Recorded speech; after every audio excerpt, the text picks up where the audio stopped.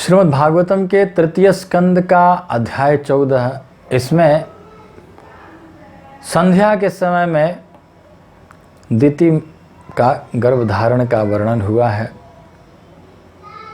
तो पहले नंबर श्लोक में सुखदेव गोस्वामी ने कहा कि बराह भगवान के विषय में जब सुन करके विदुर जी बराह भगवान के विषय में सुन करके और फिर विदुर जी ने हाथ जोड़ करके मैत्रेय मुनि से प्रार्थना किया कि आप हमें आगे का कथा भी सुनाइए। भगवान के अगले दिव्य कार्यों के विषय में सुनाने की प्रार्थना की कि आगे क्या हुआ, क्योंकि विदुर जी जो है अभी भी तुष्ट नहीं हो पाए हैं।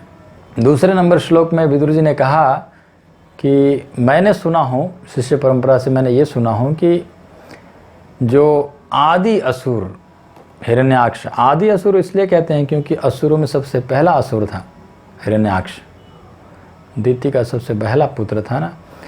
तो हिरण्याक्ष और हिरण्यकशिपु, तो हिरण्याक्ष जो आदि असुर हिरण्याक्ष था उसको बराह भगवान ने ही मारा।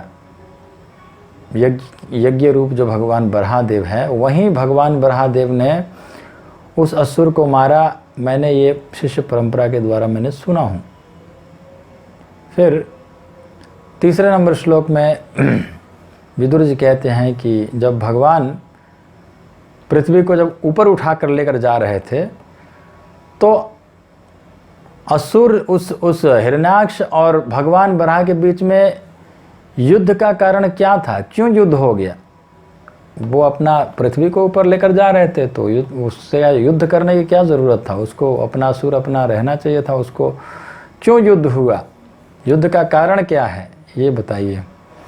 तो और चौथे नंबर श्लोक में विदुर जी कहते हैं कि मेरा मन जो है वो बहुत जिज्ञासु बन चुका है, जानना चाह रहा है, इसीलिए कृपा करके आप भगवान के आविर्भाव की कथा सुनकर मुझे तुष्टि नहीं हुई है। खाली भगवान बराहदेव का प्राकट्य हुआ, बस इतना खाली सुन करके मुझे पेट नहीं भरा है। आप कृपा करके आप इस श्रद्धावान भक्त से अधिक कहें और कहिए, क्योंकि मैं श्रद्धावान हूँ, मैं श्रद्धा रख रहा हूँ, कथा में मेरी बहुत श्रद्धा है। तो आप कृपया आगे भी बताइए, आगे क्या हुआ। तब 5वें नंबर श्लोक से मैत्रेय मुनि ने बोलना प्रारंभ किए हैं। मैत्रेय मुनि ने कहा कि तुम योद्धा हो, है ना, हे योद्धा। विदुर जी योद्धा है, तो हे योद्धा, तुमने जो जिज्ञासा किए हो ये एक भक्त के अनुरूप में है। भक्त ऐसे जिज्ञासा भगवान के विषय में कथा जानने की बहुत इच्छुक रहता है। तुम एक भक्त हो, तुमने जिज्ञासा किए हैं, एक भक्त के अनुरूप किए हो। और क्योंकि भक्त जो है भगवान के अवतार के विषय में सुनने का इच्छा रखते हैं भगवान के संबंध में, तो वे मर्त्यों को जन्म मृत्यु के श्रृंखला से मोक्ष दिलाने वाले हैं। क्या, तो भगवान के अवतार, भगवान का लीला, भगवान का कथा, जो इस मृत्यु लोक में जन्म मरण के चक्कर में पड़े हुए हैं उनको मोक्ष दिलाने वाला है, जन्म मरण के आवागमन से मुक्त कराने वाला है भगवान का कथा लीला, भगवान का अवतार सुनना। तो बहुत अच्छा है, तुमने सुनने की इच्छा कर रहे हो। इन कथाओं को नारद जी ने ध्रुव महाराज को सुनाया और ध्रुव महाराज ने इन कथाओं को सुन करके इतने प्रबुद्ध हो गए, इतने अच्छे भक्त हो गए, इतने अच्छे प्रबुद्ध हो गए कि वो मृत्यु के सिर पर पैर रख करके और भगवान के धाम चले गए। स्वशरीर, अपने शरीर, इसी शरीर से भगवान के धाम चले गए, मृत्यु के सिर पर पैर रख करके। क्यों? क्योंकि नारद जी से ध्रुव महाराज ने कथा सुने थे नारद जी से ध्रुव महाराज ने भगवान की कथा सुने थे। और बराह भगवान और हिरण्याक्ष, अब मैत्रेय मुनि बता रहे हैं कि बराह भगवान और हिरण्याक्ष जो है उनके बीच में ये युद्ध का जो इतिहास है, ये जो युद्ध हुआ है, ये मैंने बहुत वर्षों पहले सुना था। कहाँ से? तो ब्रह्मा जी से। ब्रह्मा जी से देवताओं ने पूछे थे, तो ब्रह्मा जी ने देवताओं को इसके विषय में वर्णन किए थे, बराहदेव के अवतार के विषय में और इनके युद्ध के विषय में, बराह भगवान और हिरण्याक्ष का युद्ध के विषय में। तो मैंने बहुत वर्ष पहले मैंने सुना था, ब्रह्मा जी ने बताए थे। तो 8वें नंबर श्लोक में मैत्रेय मुनि कहते हैं कि दक्ष की जो कन्या है दिति, दक्ष की 16 बेटियां हैं, 16 में से 13 जो है दक्ष को ब्याही गई हैं और एक अग्निदेव को ब्याही है जिनका नाम स्वाहा देवी, और एक पितरों को ब्याही जो स्वधा देवी, और एक भगवान शिव को ब्याही जो सती देवी थी। तो दक्ष की जो कन्याएं थी उनमें से जो दिति नाम की जो दक्ष की जो बेटी थी, वो काम इच्छा से पीड़ित होकर के और संध्या के समय में कश्यप जी के पास गई, अपने पति के पास में गई दिति, और संतान उत्पन्न करने के उद्देश्य से संभोग के लिए प्रार्थना करने लगी। तो कश्यप जी, ये अब 9वां नंबर श्लोक में कहते हैं कि सूर्यास्त हो रहा था, तो जो कश्यप मुनि थे ये भगवान विष्णु को आहुति देने के बाद में समाधि में यज्ञ किए थे। यज्ञ के बाद में समाधि में आसीन थे, ध्यान कर रहे थे, आहुति दिए थे। जो भगवान के जीव हैं, भगवान के जिह्वा का रूप है आहुति। यज्ञ में, यज्ञ जो है, यज्ञ का कुंड जो है वो भगवान के जिह्वा है, उसी के द्वारा भगवान पाते हैं। तो उस यज्ञ कुंड में आहुति देने के बाद में समाधि में लगे हुए थे कश्यप जी। उस समय में संध्या के समय था, उस समय दिति ने रति याचना किया। 10वां नंबर श्लोक में दिति ने कहा कि हे विद्वान, कामदेव अपने तीर लेकर के मुझे बलपूर्वक उसी तरह सता रहा है, काम सता रहा है मुझे, जिस तरह उन्मत्त हाथी जो है वो केले के वृक्ष को जैसे झकझोरता है। हाथी केले के वृक्ष को जैसे झकझोरता है, वैसे मुझे काम सता रहा है, उदाहरण दे रही है। और 11वां नंबर श्लोक में दिति कहती हैं कि इसीलिए आप मुझ पर दया दिखाएं और दया दिखाते हुए मेरे पर कृपालु हो जाइए, कृपा करिए। मुझे पुत्र प्राप्त करना है, पुत्र प्राप्त करने की चाह से मैं आई हूँ आपके पास में, क्योंकि मेरे जो सौते उनकी जो बहनें थी, बाकी 13 बहनें हैं ना, 13 बहनें हैं, तो बाकी सब ने पुत्र, सबका पुत्र हो चुके थे, सबका संतान हो चुके थे, लेकिन दिति का कोई संतान नहीं थे। तो उन सब को देख करके, उनके ऐश्वर्यों को देख करके बहुत दुखी हूँ। दिति बोल रही है कि अपने सौतों के, यानी अपने बहनों के ऐश्वर्य को देख करके, अपने बच्चे, अपने संतान के साथ वो लोग कैसे खुश हैं, उनको देख करके मुझे बहुत दुख हो रहा है। इसीलिए कृपा करके आप मुझ पर कृपा करिए और इस कृत्य को करने से आप सुखी हो सकेंगे। आप अगर इसे करेंगे तो अपने पत्नी जब खुश होगी तो पति भी खुश होंगे। तो कृपया आप मुझ पर कृपा करिए। 12वां नंबर श्लोक में दिति कहती है कि एक स्त्री अपने पति के आशीर्वाद से संसार में आदर पाती है। एक स्त्री अपने पति के आशीर्वाद से, पति जब आशीर्वाद करते हैं तो उससे फिर आदर पाती पूरे संसार में, और संतान होने से आप जैसे पति प्रसिद्धि पाएगा, क्योंकि आप जीवों के विस्तार के निमित्त ही हैं। ब्रह्मा जी ने 10 ऋषियों को क्यों प्रकट किया? मरीचि, अत्रि, अंगिरा, पुलस्त्य, पुलह, क्रतु, भृगु, वशिष्ठ, दक्ष और नारद, ये 10 ऋषि हैं। उनमें से जो मरीचि है, मरीचि के पुत्र हैं कश्यप जी। तो इन सब का काम यही है कि सृष्टि को बढ़ाना है आगे। तो जीवों के विस्तार के लिए ही आपका जन्म हुआ है। तो आप कृपया मुझ पर कृपा करिए। 13वां नंबर श्लोक में कहती है देती कि बहुत काल पूर्व अत्यंत ऐश्वर्यवान हमारे पिता दक्ष ने, दक्ष की बेटी है दिति, तो बहुत समय पहले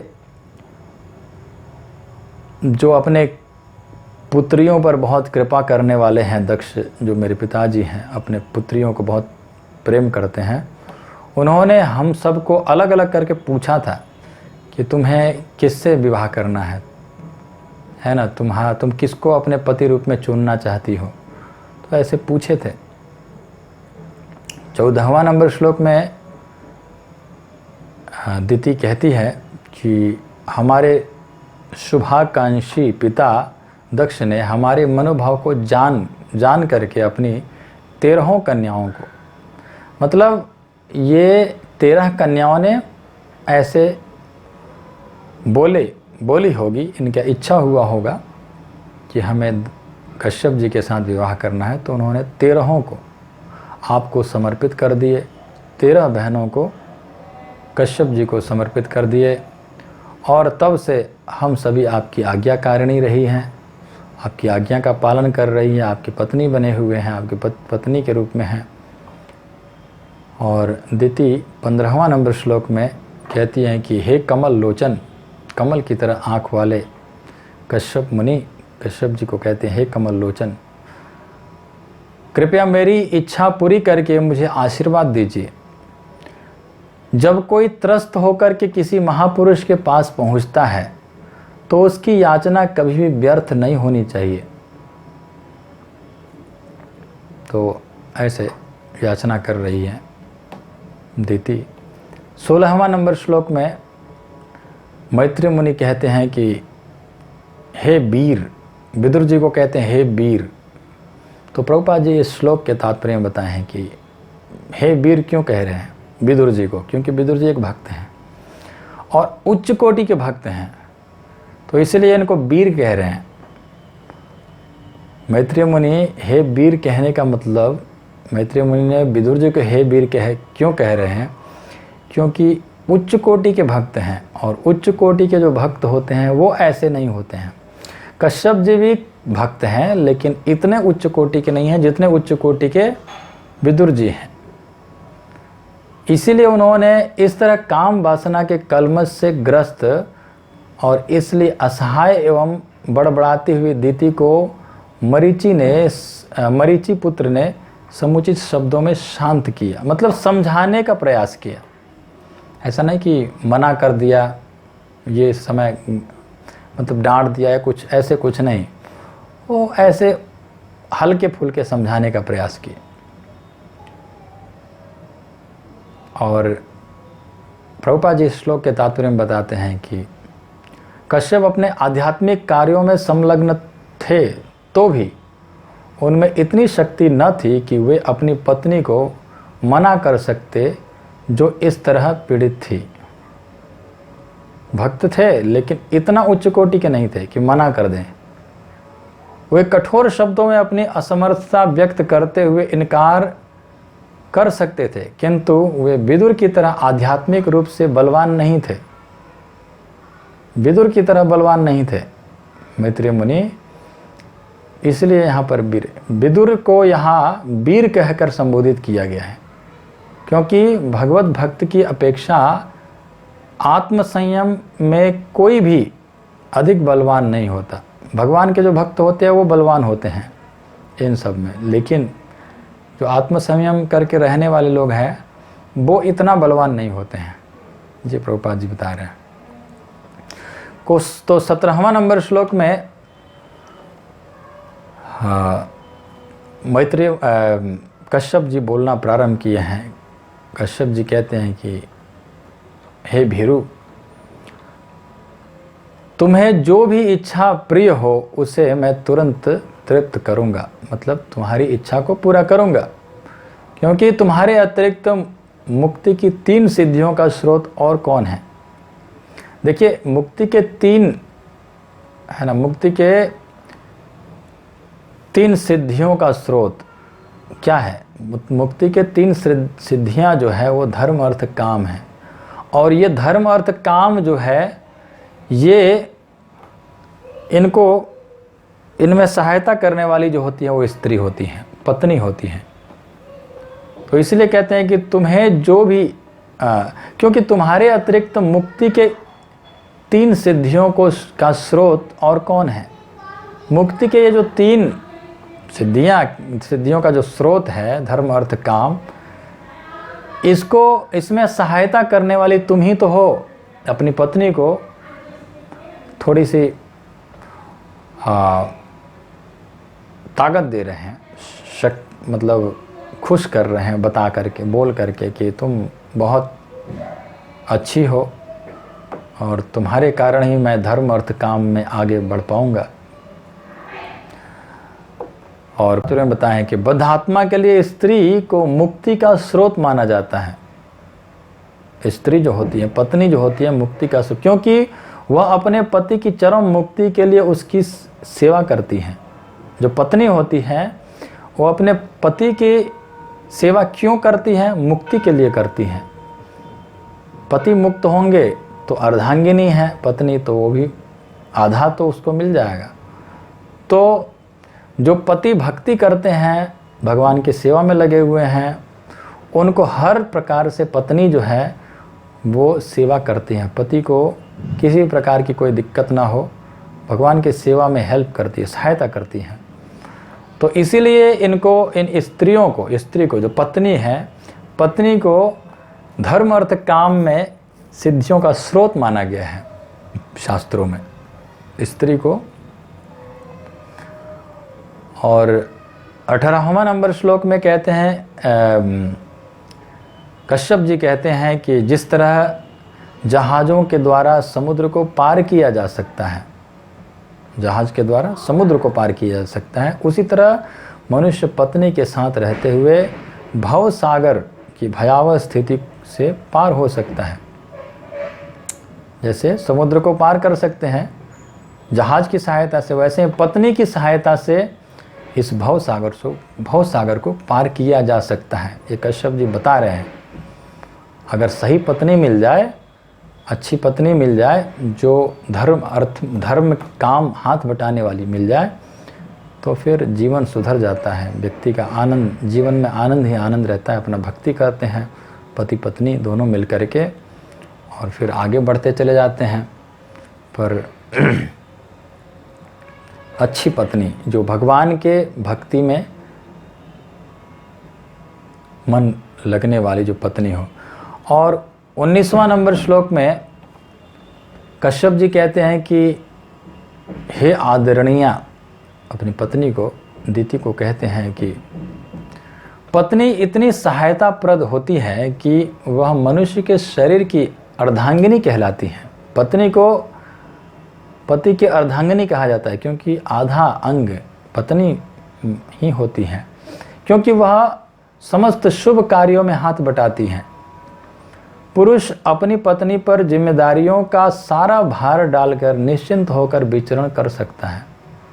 पत्नी सारा काम करती है, घर के सारा काम, बच्चों को देखभाल करना, खाना पकाना, घर की सफाई करना, सारा काम करती है।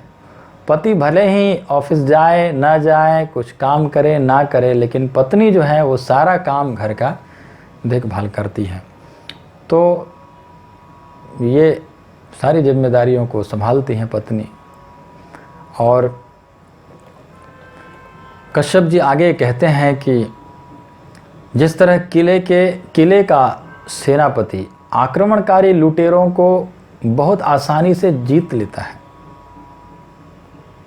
किले का सेनापति, जो किला में राजाओं का किला होता है, उस किला के अंदर बैठ कर के सेनापति जो है युद्ध करता है। अगर किला के अंदर से युद्ध करता है तो बड़े आसानी से जीतता है, फिर उसको ज़्यादा कोई कठिनाई नहीं होता। अब मैदान में जा कर के लड़ना पड़े, फिर उसको चारों तरफ से बाण आने का डर रहता है।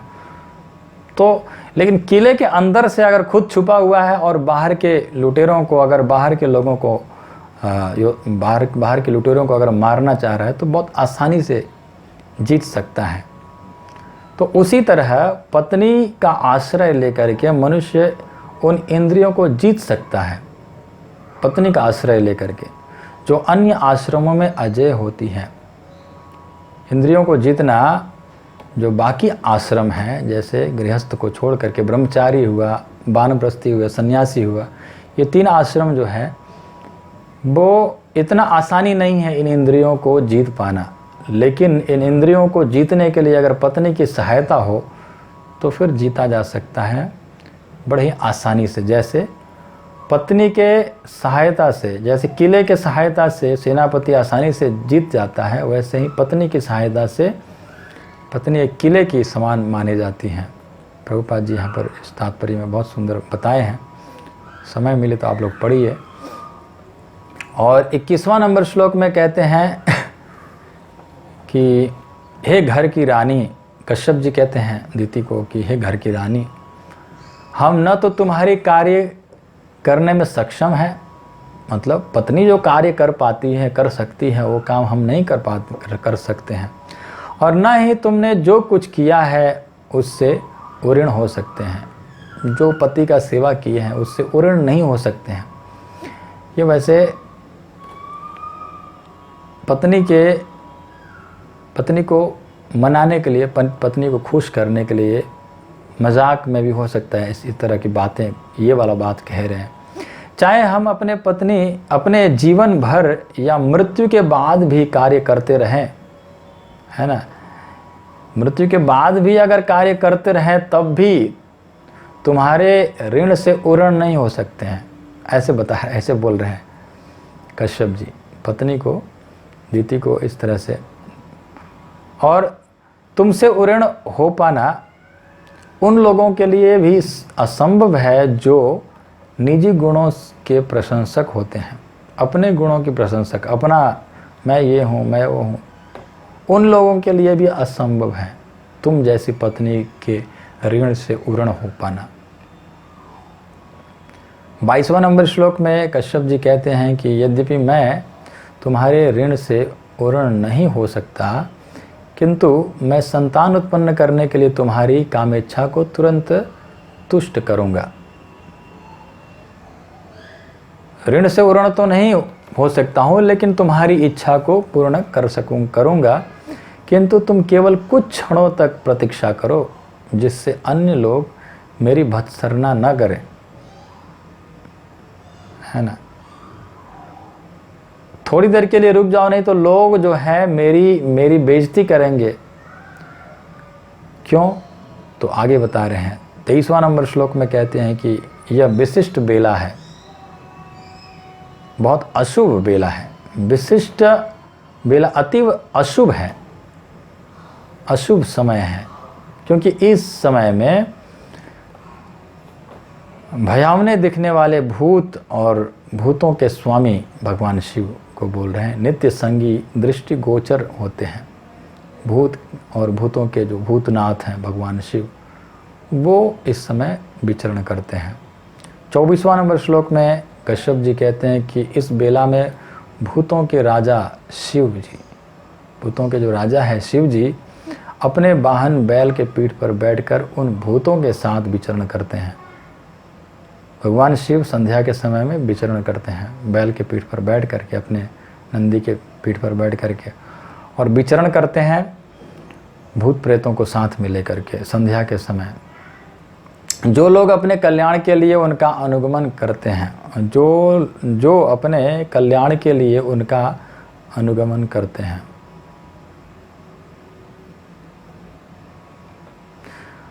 और 25वां नंबर श्लोक में कहते हैं कि शिव जी का शरीर जो है लालव है। लालव मतलब लाल। शिव जी का जो शरीर है वो लाल बता रहे हैं यहाँ पर, कपूर वर्ण के हैं, लेकिन शिव जी का शरीर जो है वो लालव, यहाँ पर रुक्म मतलब लाल कलर के हैं, और वो निष्कलुष है, मतलब किसी प्रकार की वो बिल्कुल शुद्ध है, लेकिन उस पर राख पोते रहते हैं। उस शरीर पर भगवान शिव अपने शरीर पर राख पोत के रखते हैं, शमशान के राख, और उनकी जटा स्मशान भूमि की बवंडर की धूल से धूसरित रहती है। उनका जो शरीर है, क्योंकि शमशान में ही रहते हैं, तो शमशान के जो धूल है वही उड़ उड़ के पूरे शरीर पर पड़ा रहता है। तो एक तो राख लगाए हुए हैं, ऊपर से शमशान भूमि के जो धूल है उड़ करके उनके शरीर में पड़ा रहता है। वे तुम्हारे पति के छोटे भाई हैं। अब यहाँ पर तुम्हारे पति के छोटे भाई का मतलब ये हो गया कि कश्यप जी के भाई है ना, तुम्हारे पति के भाई, मतलब कश्यप जी कह रहे हैं कि अपने पत्नी को कह रहे हैं कि तुम्हारे पति के भाई मतलब मेरा छोटा भाई है ना, अपना छोटा भाई बताना चाह रहे हैं। और वे अपने 3 नेत्रों से देखते हैं भगवान शिव। उनके छोटे भाई कैसे हो गए? क्योंकि माना जाता है कि अगर अपनी पत्नी के छोटी बहन का अगर पति है तो उसको साड़ू भाई जो कहते हैं, उसको अपना भाई ही माना जाता है। इसलिए शिव जी को यहाँ पर इस तरह से कहा है कि तुम्हारे पति के छोटे भाई, इसलिए कहा है क्योंकि पत्नी के छोटे बहन से भगवान शिव का विवाह हुआ है, सती के साथ विवाह हुआ है, तो साड़ू भाई हैं। वैसे शिव जी कश्यप जी के भाई नहीं हैं, क्योंकि कश्यप जी तो मरीचि के पुत्र है ना, मरीचि तो ब्रह्मा जी के पुत्र है, ब्रह्मा जी के पुत्र है शिव जी, तो ब्रह्मा जी के पुत्र नहीं है कश्यप जी, ब्रह्मा जी के नाती है ना, बेटे के बेटे हैं, तो कैसे भी नहीं हो सकते हैं भाई। लेकिन यहाँ पर दोनों का पत्नी भाई बहन है, इसीलिए यहाँ पर छोटे भाई माना गया। शिव जी यहाँ पर प्रभुपाद जी तात्पर्य में बहुत सुंदर बताए हैं शिव जी के विषय में कि शिव जी न तो सामान्य जीव हैं और न ही विष्णु या पूर्ण पुरुषोत्तम भगवान की कोटि में आते हैं। यानी शिव जी जो है वो शिव तत्व अलग से हैं, शिव तत्व अलग से माना जाता है। विष्णु तत्व में जितने भगवान विष्णु के भगवान के जितने भी अवतार है विष्णु तत्व माने जाते हैं। जीव तत्व में हम सब आते हैं, ब्रह्मा जी भी जीव तत्व में आते हैं, और शिव जी अकेले से शिव तत्व हैं, वो अलग से एक है। शिव तत्व एक अलग ही है, विष्णु तत्व है, जीव तत्व है, बीच का जो तत्व है वो शिव तत्व वो अलग ही है, केवल शिव जी के लिए अलग से बनाया गया है, शिव तत्व अलग ही है। तो इसीलिए वो बीच न विष्णु तत्व है न जीव तत्व है, शिव तत्व अलग से हैं। तो शिव जी न तो सामान्य जीव है, न ही वे विष्णु या पूर्ण पुरुषोत्तम भगवान की कोटि में आते हैं। वे ब्रह्मा समेत किसी भी जीव से अधिक शक्तिमान है, फिर भी वे विष्णु के समान स्तर पर नहीं हैं। भगवान विष्णु के समान नहीं है, ब्रह्मा जी से तो श्रेष्ठ हैं, जितने भी जीव प्राणी है सबसे श्रेष्ठ है, लेकिन विष्णु के समान स्तर पर नहीं है शिव जी। उदाहरण दिया जाता है कि भगवान शिव जो है वो दही की तरह है, और भगवान कृष्ण या भगवान विष्णु दूध की तरह है। दूध से दही बनाया जा सकता है पर दही से दूध नहीं बनता है, बस इतना ही फ़र्क है शिव जी में और भगवान कृष्ण या विष्णु में, इतना ही फ़र्क है, दूध और दही का केवल फ़र्क है। सदाशिव भी ऐसे ही है, सदाशिव का कोई वो नहीं, शिव जी मतलब वही है सदाशिव। और 26वां नंबर श्लोक में कश्यप जी कहते हैं कि शिव जी किसी को भी अपना संबंधी नहीं मानते, किसी को भी अपना संबंधी नहीं मानते हैं, फिर भी वे ऐसा कोई भी नहीं है जो उनसे संबंधित ना हो। शिव जी सबको, अब देखिए किसी ने जो नहीं माना सर्पों को, बिच्छुओं को, भूत प्रेतों को अपना संबंधी बनाए, तो और वे किसी को न तो अति अनुकूल है और न ही ज़्यादा अनुकूल रहते हैं, ना किसी से खूब अच्छा घुल मिल करके रहते हैं, ऐसे भी नहीं है, और ना ही किसी को निंदा करते हैं, न ही निंदनीय मानते हैं किसी को, न किसी को खूब अच्छा मानते हैं, न किसी को खूब निंदनीय मानते हैं। हम उनसे उच्चिष्ट भोजन की सादर पूजा करते, हम उनके उच्चिष्ट भोजन की सादर पूजा करते हैं। जो शिव जी के प्रसाद है उसको, यानी उनकी कृपा को हमेशा याचना करते हैं। कश्यप जी कह रहे हैं, वे जिसका तिरस्कार करते हैं उसको हम शीश झुका कर स्वीकार करते हैं। तो हम वे जिसको तिरस्कार करते हैं, भगवान शिव जिसको तिरस्कार करते हैं, किसको? धन दौलत को। जिस धन दौलत को शिव जी तिरस्कार करते हैं, उसी धन दौलत को हम लोग जो है सिर झुका करके स्वीकार करते हैं।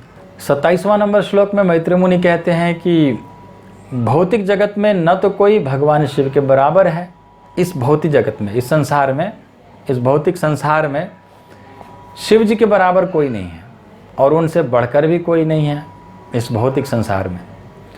और अविद्या के समूह को छिन्न भिन्न करने के लिए उनके अनिंद चरित्र का महात्माओं द्वारा अनुसरण किया जाता है।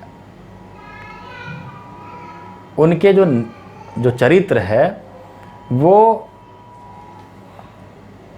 महात्मा लोग उनके चरित्रों का अनुसरण करते हैं। क्यों? क्योंकि वो अविद्या के समूह को छिन्न भिन्न करने वाले हैं। अविद्या के समूह को, बहुत बड़े विद्वान हैं, बहुत बड़े, इतने बड़े विद्वान हैं शिव जी, भगवान शिव इतने बड़े विद्वान हैं कि हम लोग जो संस्कृत व्याकरण पढ़ते हैं, पाणिनि व्याकरण, उस पाणिनि व्याकरण का जो मूल जो 14 सूत्र है, अयुण रिलरिक ए ओंग ऐ औ झवरट लड़ यमगणनम झभय घड़दस जब गड़दस खप चढ़त चढ़तो कपय शस्सर हल, ये जो 14 सूत्र है मूल, जहाँ से शुरू होता है संस्कृत व्याकरण, उस 14 सूत्रों को, वो जो 14 सूत्र है वो उनके डमरू से प्रकट हो गया, उनके डमरू से प्रकट हो गया। अब सोचिए कि व्याकरण का जो 14 सूत्र, मूल जो सूत्र है, माहेश्वर सूत्र, ये उनके डमरू से प्रकट हो गया। तो कितने बड़े विद्वान हैं भगवान शिव। तो विद्या कामस्तु गिरीशम, विद्या के लिए भगवान शिव और पार्वती का पूजा करना चाहिए। विद्या के लिए कहते हैं ना, सुखदेव गोस्वामी पहले अध्याय में बता रहे थे कि बहुत बड़े विद्या के लिए भगवान शिव है। तो अविद्या के समूह को छिन्न भिन्न करने के लिए जो है बड़े बड़े महात्मा लोग भगवान शिव के चरित्र का अनुसरण करते हैं। फिर भी वे सारे भक्तों को मोक्ष प्रदान करने के लिए ऐसे बने रहते हैं जैसे कोई पिशाच हो। भक्तों को मोक्ष प्रदान करने के लिए वो अपने आप को पिशाच की तरह बना के रखते हैं। वो अपने आप, उनको ऐसे लगता है कि कोई पिशाच है। भगवान शिव ऐसे, मतलब क्योंकि रहते हैं शमशान में, शमशान की राख लपेट के रखते हैं, शमशान की धूली उनके शरीर पर पड़ा रहता है, तो ऐसे लगते हैं। किस लिए? तो भक्तों को, प्रभुपाद जी इस श्लोक के तात्पर्य में बताते हैं कि भक्तों को वैराग्य सिखाने के लिए कि कैसे वैरागी होना चाहिए, विरक्त होना चाहिए संसार से, इस तरह से होना चाहिए, भगवान शिव सिखाते हैं। और 28वां नंबर श्लोक में कहते हैं, कश्यप जी बताते हैं अपनी पत्नी दीति से, कहते हैं कि अभागे लोग जो है, अभागे मूर्ख व्यक्ति लोग, उनको नहीं जानते हैं और उनको उपहास उड़ाते हैं, उनको हंसते हैं। वो अकेले मस्त रहने वाले हैं, वो अपने में मस्त रहने वाले हैं, उनको नहीं समझ पाते हैं अपने में मस्त हैं करके, और उनको हंसते हैं। उनको देख करके लोग, मूर्ख लोग जो हैं वो हंसते हैं। और ऐसे मूर्ख व्यक्ति लोग जो होते हैं, उनके शरीर जो है कुत्तों द्वारा शरीर को जो कुत्तों द्वारा खाए जाने योग्य हैं, उनका शरीर, इन मूर्खों के शरीर कैसे होता है, तो कुत्तों के द्वारा खाए जाने योग्य है उनके शरीर। और ऐसे लोग जो होते हैं जो भगवान शिव के महिमा को नहीं जानते हैं, वो लोग वस्त्र, आभूषण और माला और लेप से सजाने में लगे रहते हैं। अब बस उन लोग को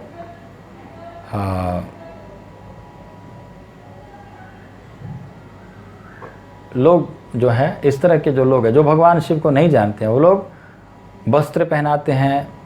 ये प्रभुपाद जी तात्पर्य में बता रहे हैं, शिव जी कभी भी विलासी वस्त्र नहीं पहनते हैं, माला, आभूषण या लेप स्वीकार नहीं करते हैं। जो लोग ऐसे करते हैं तो इन सब में फंसे रहते हैं, भगवान शिव को नहीं जान पाते हैं वो कैसे हैं।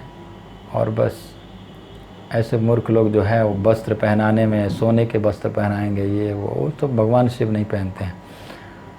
तो ये कश्यप जी बता रहे हैं।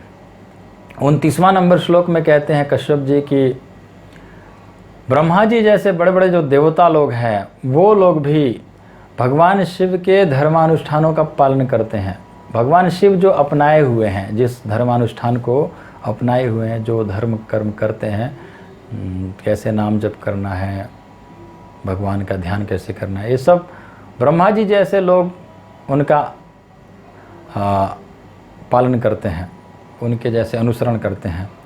और वे उस भौतिक शक्ति के नियंता है। जो भौतिक जगत का जो सृजन करने वाली कौन है? माया है, दुर्गा देवी है। तो दुर्गा का पति कौन है? तो शिव जी हैं। तो शक्ति का जो, भौतिक शक्ति का जो नियंता है, जो भौतिक जगत का सृजन करती है माया, तब इच्छा मते माया सृजे कारागार है ना, आप लोग सुने होंगे वैष्णव गीत में। माया जो है कारागार का सृजन करती है। ब्रह्मा जी संसार की सृजन करते हैं, लेकिन माया जो है वो कारागार की सृजन करती है। ये कारागार है ना, संसार जो है कारागार, जेल है। इस जेल का सृजन करती है। इस जेल में लोग फंसे रहे, जेल से कोई मुक्त ना हो, उनका प्रयास रहता है कि लोग इसी जेल में रहें, हमारा जेल को हरा भरा करके रखें, इसी जेल में लोग भरे रहें, निकले ना।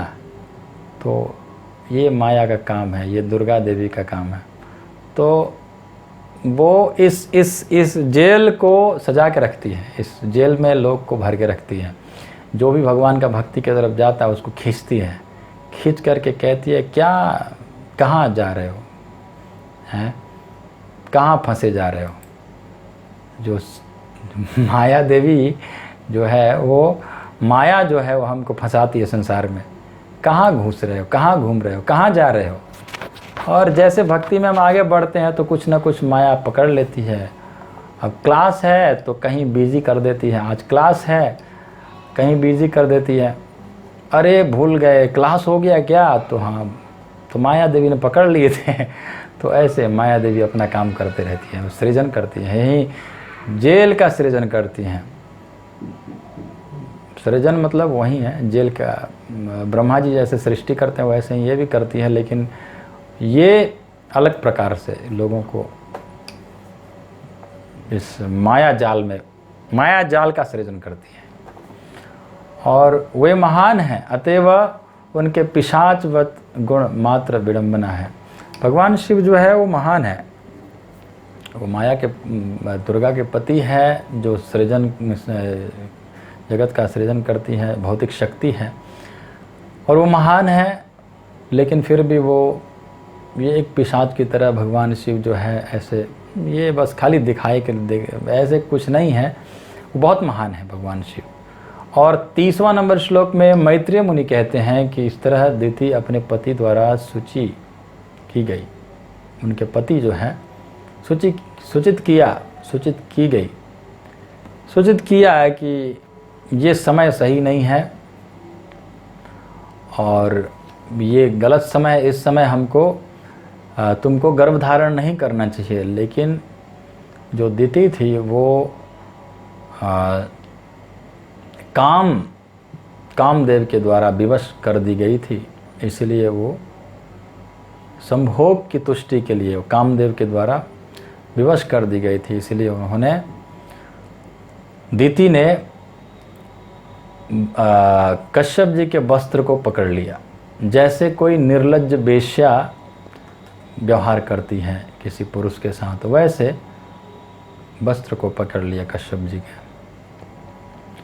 और 31वां नंबर श्लोक में कहते हैं कि अपनी पत्नी के मंतव्य को समझ करके उन्हें वह निषिद्ध कार्य करना पड़ा, कश्यप जी को करना पड़ा। और तब पूज्य प्रारब्ध को नमस्कार करके, प्रारब्ध मतलब हो सकता है पहले कुछ प्रारब्ध होगा, ऐसे सोच करके उन्होंने उस प्रारब्ध को नमस्कार करके उन्होंने और एकांत स्थान में लेट गए। और 32वां नंबर श्लोक में मैत्रेय मुनि कहते हैं मैत्रेय मुनि कि उसके बाद ब्राह्मण ने यानी कश्यप जी ने स्नान किया और समाधि में नित्य तेज का ध्यान करते हुए मुख के भीतर पवित्र गायत्री मंत्र का जप करते हुए अपनी वाणी को वश में किया।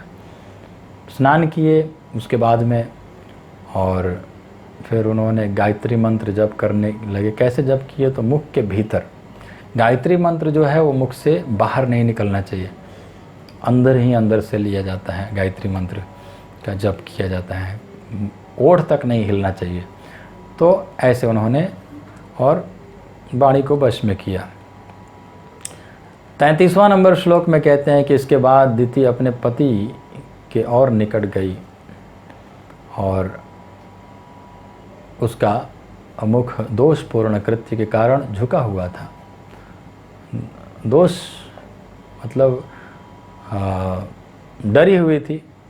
उसने इस प्रकार कहा, दोषपूर्ण था, सिर झुका करके गई थी, क्योंकि बाद में पता चला कि मैंने गलती कर दिया हूँ। और 34वां नंबर श्लोक में दिति ने बोला अपने पति कश्यप जी से कि कृपया ध्यान रखिए कि भगवान शिव जो है मेरा गर्भ को नष्ट न कर दे, आप ध्यान रखिए। और डरी हुई थी, झुकी, सिर झुका करके और बोल रही थी कि भगवान शिव आप ध्यान रखिए कि भगवान शिव मेरा गर्भ को नष्ट ना कर दें, क्योंकि मैंने उनके प्रति अपराध किया हूँ, महान अपराध किया हूँ, इसलिए आप ध्यान रखिए। और 35वां नंबर श्लोक में दिति ने कहा कि मैं उन क्रुद्ध शिव जी को नमस्कार करती हूँ, जो क्रुद्ध हैं, बहुत क्रोधित होते हैं, और उन शिव जी को मैं नमस्कार करती हूँ जो एक ही साथ अत्यंत उग्र महादेव तथा समस्त इच्छाओं को पूरा करने वाले हैं। उग्र भी हैं और सभी इच्छाओं को पूरा भी करते हैं, है ना। क्षणे रुष्टा क्षणे तुष्टा, रुष्टा तुष्टा क्षणे क्षणे, शिव जी हैं। तुरंत प्रसन्न होकर के आपकी इच्छाओं को भी पूरा कर सकते हैं और तुरंत उग्र होकर के, क्रोध होकर के आपको भस्म भी कर सकते हैं, ऐसे शिव जी हैं। तो वे सर्व कल्याणप्रद और क्षमाशील हैं, सभी को कल्याण करने वाले हैं और क्षमा करने वाले हैं, किंतु उनका क्रोध उन्हें तुरंत ही दंड देने के लिए चलायमान कर सकता है। तो आप ध्यान रखिए कहीं नाराज़ होकर के, गुस्सा होकर के और मेरा गर्भ नष्ट ना कर दें। तो 36वां नंबर श्लोक में दिति कहती हैं कश्यप जी से कि भगवान शिव हम पर प्रसन्न हों, क्योंकि वे मेरी बहन सती के पति हैं। दिति की जो बहन है, छोटी बहन है सती, तो शिव जी के पत्नी हैं सती, तो मेरी बहन की पति है, तो मुझ पर कृपा कर, मुझ पर प्रसन्न हो, और वो मेरी बहनोई हैं। वे समस्त स्त्रियों के आराध्य देव हैं। ज़्यादातर स्त्रियां जो हैं भगवान शिव का पूजा करती हैं कि सही अच्छे पति मिले, अच्छे पति की कामना से भगवान शिव का पूजा ज़्यादातर स्त्रियां करती हैं। तो वे समस्त स्त्रियों के आराध्य देव हैं कह रही हैं। और समस्त ऐश्वर्यों के व्यक्ति हैं, माने समस्त ऐश्वर्य से भरे हुए हैं भगवान शिव, और उन स्त्रियों के प्रति कृपा प्रदर्शित कर सकते हैं जिन्हें असभ्य शिकारी भी क्षमा कर देते हैं। स्त्रियों को जो है कोई भी क्षमा कर देता है स्त्रियों का अपराध को ज़्यादातर। यहाँ तक कि जो शिकारी हैं, असभ्य शिकारी, अच्छे शिकारी नहीं, जो खराब शिकारी लोग हैं, वो लोग भी स्त्रियों को तो क्षमा कर ही देते हैं। तो भगवान शिव तो इतने बड़े महान हैं, तो ज़रूर क्षमा करेंगे, ऐसे बोल रही है दीति। तो 37वां नंबर श्लोक में मैत्रेय मुनि कहते हैं कि तब महर्षि कश्यप ने अपनी पत्नी को संबोधित किया, जो इस भय से कांप रही थी वो कि उसके पति का अपमान हुआ है। वो डर रही थी कि मैंने अपमान की हूँ अपने पति को।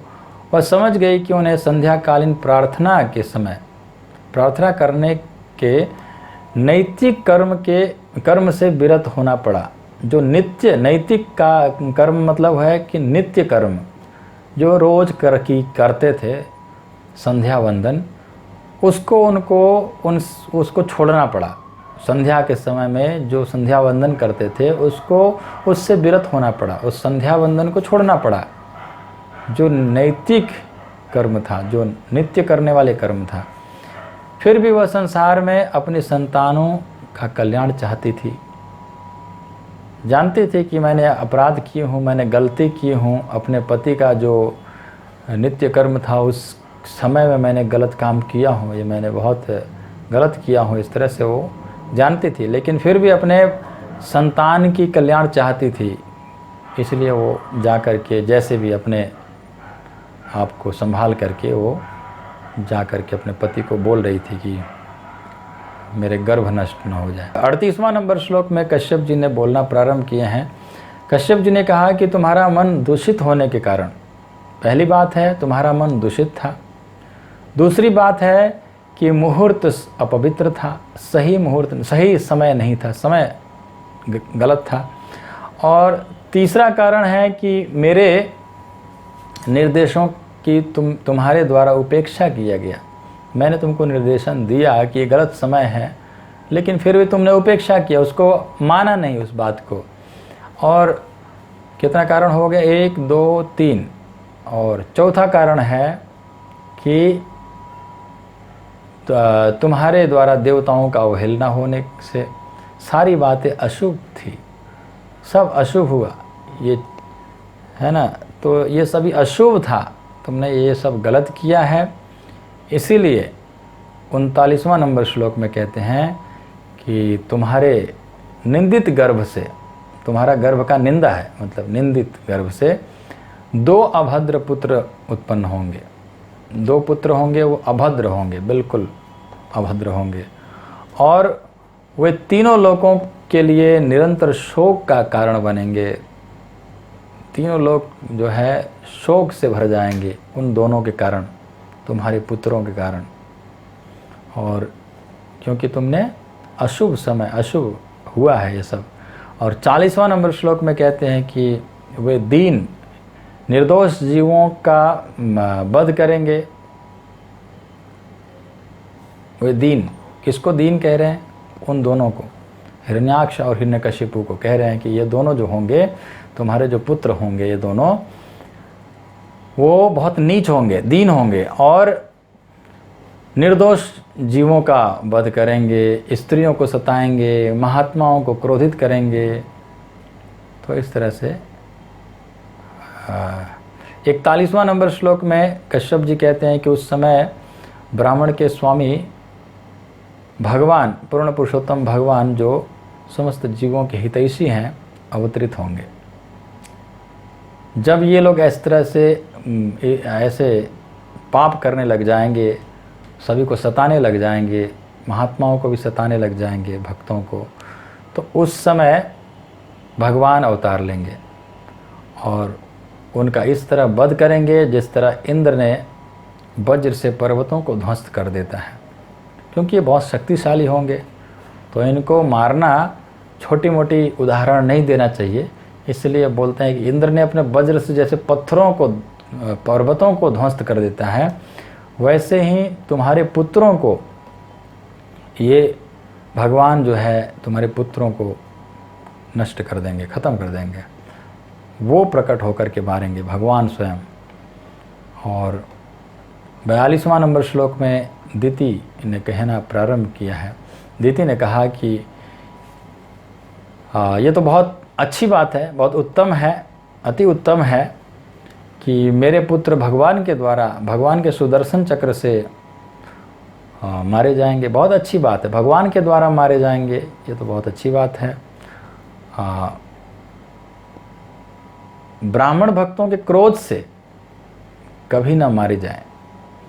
ब्राह्मणों के और भक्तों के क्रोध से नहीं मरना चाहिए।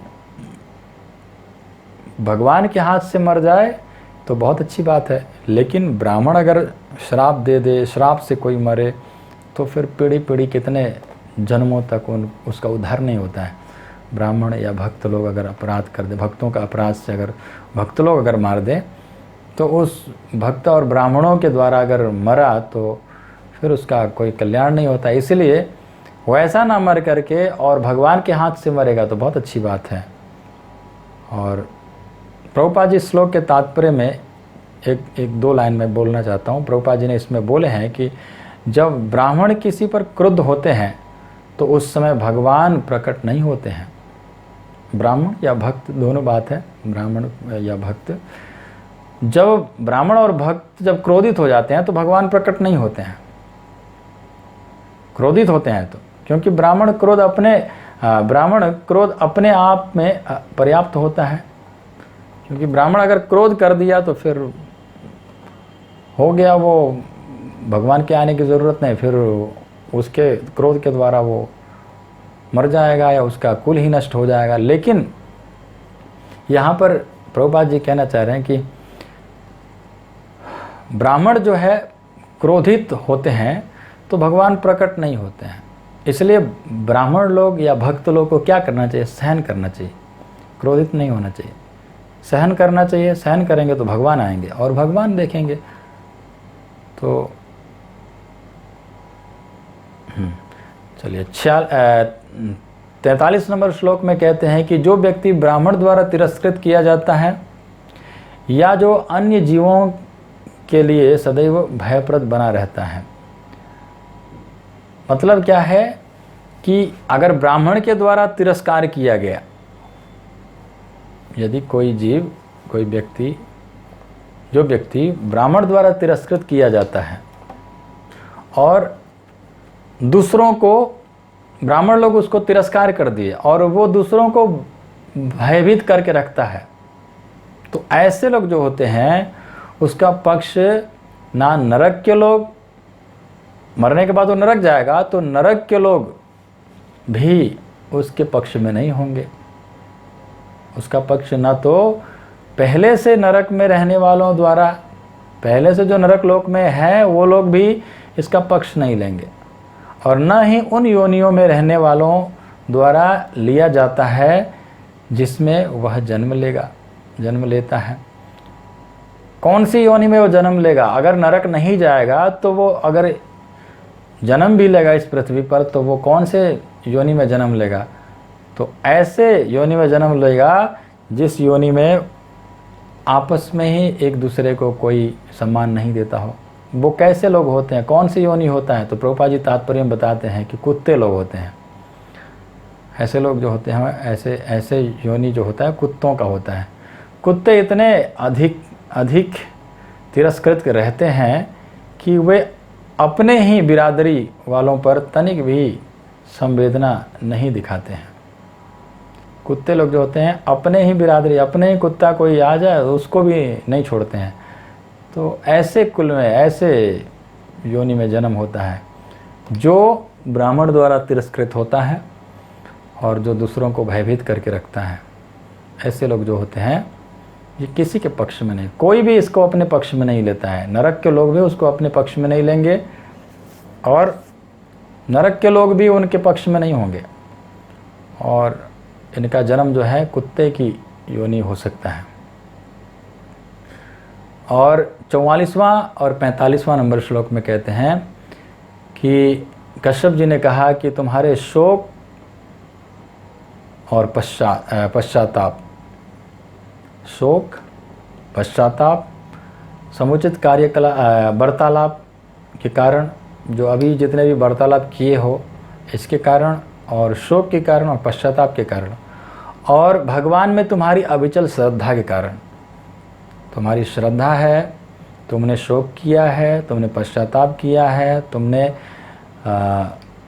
बहुत अच्छी अच्छी बातें तुमने अभी की है भगवान से भयभीत होकर के, या कुछ भी श्रद्धा के कारण हो या जो भी हो, और शिव जी और मेरे प्रति तुम्हारी प्रशंसा के कारण, इन सभी के कारण तुम्हारे जो पुत्र होगा हिरण्यकशिपु, अभी नाम नहीं ले रहे हैं, यहाँ पर ब्रैकेट में दे दिए हैं कि जो तुम्हारा जो पुत्र होगा यानी हिरण्यकशिपु, उसका जो पुत्र होगा प्रहलाद, भगवान द्वारा अनुमोदित भक्त होगा। भगवान भी अनुमोदन करेंगे, ऐसा भक्त होगा प्रहलाद, हिरण्यकशिपु का पुत्र।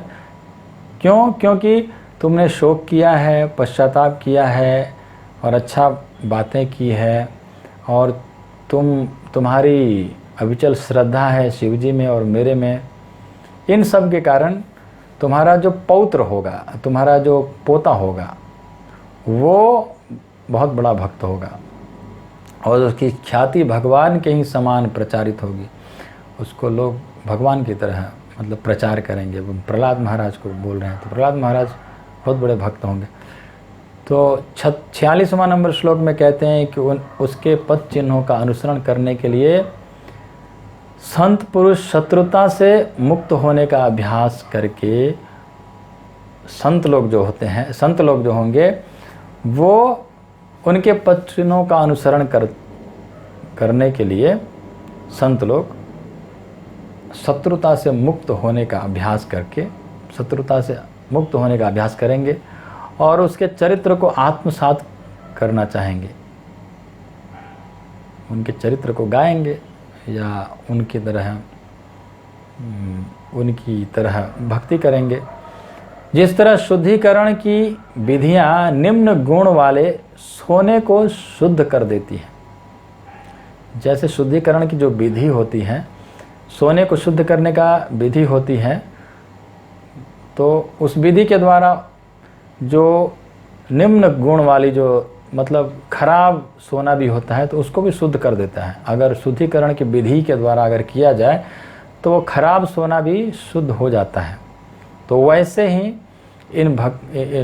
तुम्हारे जो पोते होंगे प्रहलाद महाराज, उनके चरित्रों का आत्मसात करके बड़े बड़े जो संत लोग भी अपने आप को शुद्ध करेंगे। 47वां नंबर श्लोक में कहते हैं कि हर व्यक्ति उनसे प्रसन्न रहेगा, प्रहलाद महाराज से हर व्यक्ति प्रसन्न रहेगा, क्योंकि ब्रह्मांड के परम नियंता भगवान सदैव ऐसे भक्त से तुष्ट रहते हैं।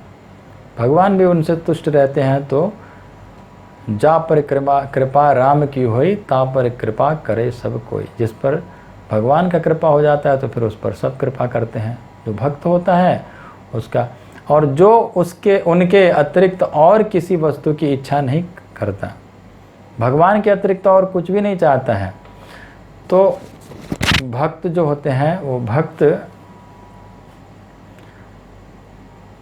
पर भगवान प्रसन्न रहते हैं।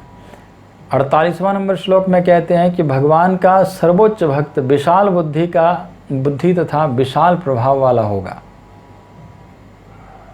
प्रहलाद महाराज के गुणगान हो रहा है। प्रहलाद महाराज अभी प्रहलाद महाराज के दादाजी का जन्म नहीं हुआ है, पिताजी का जन्म नहीं हुआ है, तभी प्रहलाद महाराज का गुणगान हो रहा है और वो भी कश्यप जी गुणगान कर रहे हैं। तो कहते हैं कि भगवान का सर्वोच्च भक्त विशाल बुद्धि तथा विशाल प्रभाव वाला होगा। बहुत बड़ा भक्त होगा, विशाल बुद्धि वाला होगा और विशाल प्रभाव वाला होगा, और महात्माओं में सबसे महान होगा, और परिपक्व भक्ति योग के कारण वह निश्चय ही दिव्य भाव में स्थित होगा। वो दिव्य भाव में होंगे। प्रहलाद महाराज दिव्य भाव में थे। उनको आगे सुनेंगे आप लोग। बैठे बैठे रोने लग जाते हैं, ऐसे ही बैठे बैठे हंसने लग जाते हैं, और कभी कभी बैठे बैठे ऐसे ही नाचने लग जाते हैं, उठ करके नाचने लग जाते हैं, कभी हंसने लग जाते हैं। कभी अपने आप बातें करने लग जाते हैं। तो ऐसे हैं, उनको वो अलग ही भाव में डूबे रहते हैं प्रहलाद महाराज। इस संसार को छोड़ने पर वैकुंठ में प्रवेश करेगा। प्रहलाद महाराज जो है वो वैकुंठ जाएंगे, यहाँ पर कश्यप जी बता रहे हैं। और 49वां नंबर श्लोक में कहते हैं कि वह समस्त सद्गुणों का अतीव सुयोग्य आगार होगा। सद्गुण भरा होगा उनके अंदर में, और वह प्रसन्न रहेगा और अन्यों के सुख में सुखी, दूसरों के सुख में सुखी होगा और दूसरों के दुख में दुखी होगा। हम लोग, ज़्यादातर लोग संसार में दूसरों के दुख को देख करके खुशी हो जाते हैं, ठीक हुआ इसको दुख हुआ, और दूसरों के सुख को देख करके दुखी हो जाते हैं, अरे ये कैसे इतना आगे बढ़ गया। तो दूसरों के सुख को देख करके सुखी होगा। प्रहलाद महाराज जो है दूसरों के सुख को देखकर सुखी होंगे, दुखी नहीं होंगे, और दूसरों के दुख को देख करके वो दुखी हो जाएंगे, दूसरों के दुख को देख करके सुखी नहीं होंगे। तो ऐसे प्रहलाद, पर दुख दुखी पर सुख सुखी, ऐसे भक्त होंगे, और उसका एक भी शत्रु नहीं होगा। प्रहलाद महाराज का कोई शत्रु नहीं होगा, क्योंकि भक्त के बहुत, भगवान के बहुत बड़े भक्त होंगे, तो भक्त का कोई शत्रु नहीं होता है। जो अच्छे भक्त होते हैं उनका कोई शत्रु नहीं होता है। और वह सारे ब्रह्मांडों के शोक का उसी तरह नाश करने वाला होगा जिस तरह ग्रीष्मकालीन सूर्य के बाद सुहावना चंद्रमा। तो ऐसा ये उदाहरण दे रहे हैं कि शोक को ऐसे नाश करेंगे जैसे ग्रीष्मकालीन के बाद में, ग्रीष्मकालीन गर्मी के सूर्य के बाद में जैसे सुहावना चंद्रमा आ जाता है तो कितना अच्छा लगता है। वैसे 50वां नंबर श्लोक में कहते हैं कि तुम्हारा पौत्र भीतर तथा बाहर से उन पूर्ण पुरुषोत्तम भगवान का दर्शन कर सकेगा। भीतर से भी भगवान का दर्शन करेगा, बाहर से भी दर्शन करेगा।